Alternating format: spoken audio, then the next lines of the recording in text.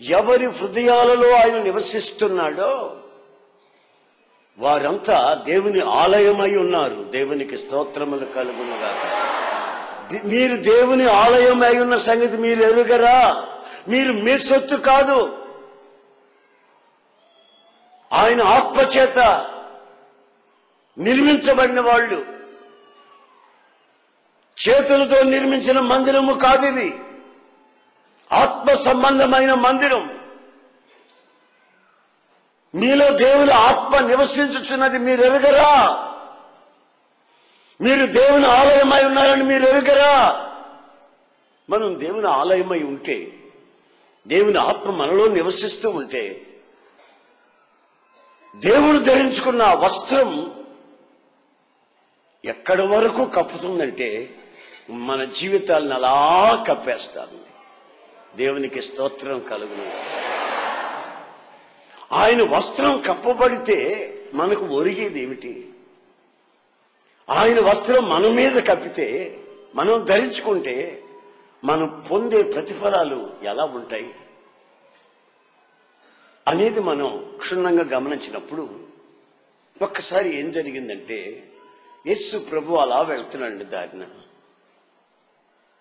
వెళ్తుంటే ఒక స్త్రీ, ఆమెకి భయంకరమైన జబ్బు. ఆ జబ్బుతో బాధపడుతూ భర్త చేత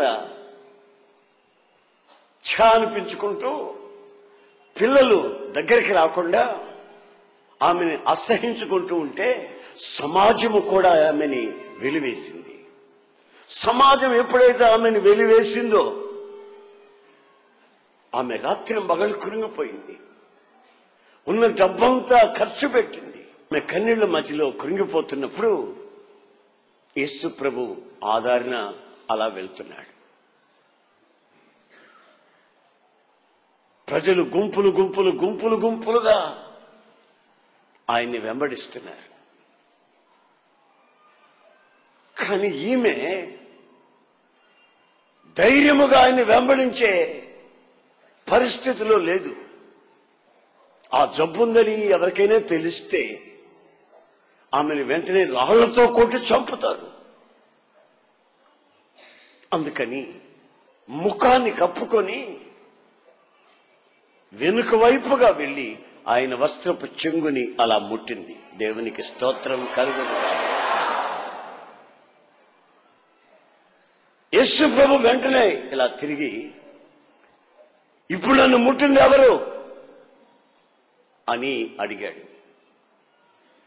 బోధకుడా, అందరూ నీ మీద పడుతున్నారు, అందరూ నిన్ను ముడుతున్నారు, నిన్నిప్పుడు ముట్టింది ఎవరా అని అడిగితే మేము ఏమని సమాధానం చెప్పను.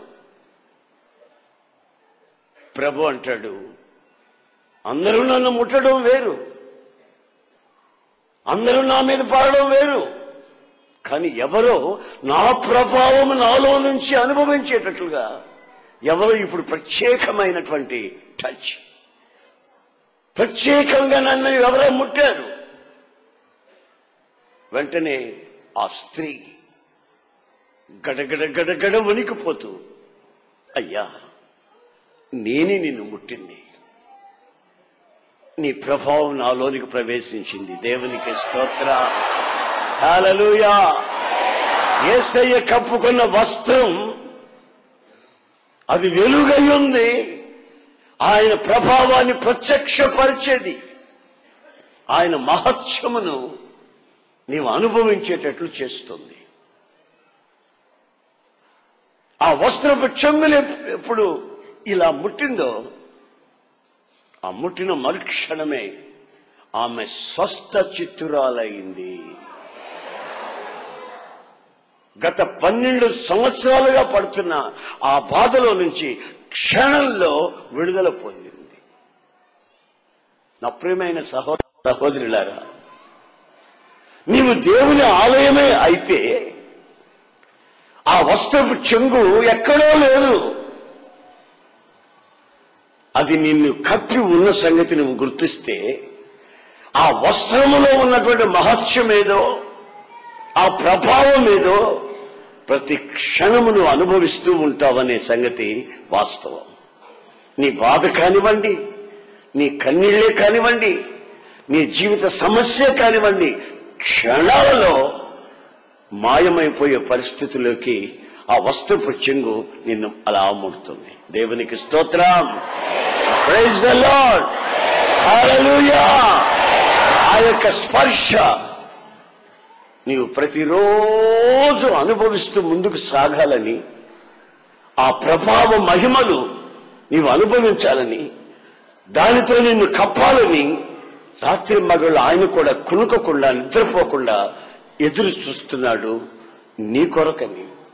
కానీ నీవు ఆయన వస్త్రపు చెంగుని ముట్టేదానికి ఆశిస్తావో, లేక మరో విధంగా ఆ వస్త్రపు చెంగును దాటి, ఆ గుడారాన్ని దాటి ఆయన సన్నిధికి వేరుగా మరో చోట విడుదల పొందాలని కోరుకుంటావో, ఈ యొక్క వ్యక్తిగతానికి సంబంధించిన సంగతి.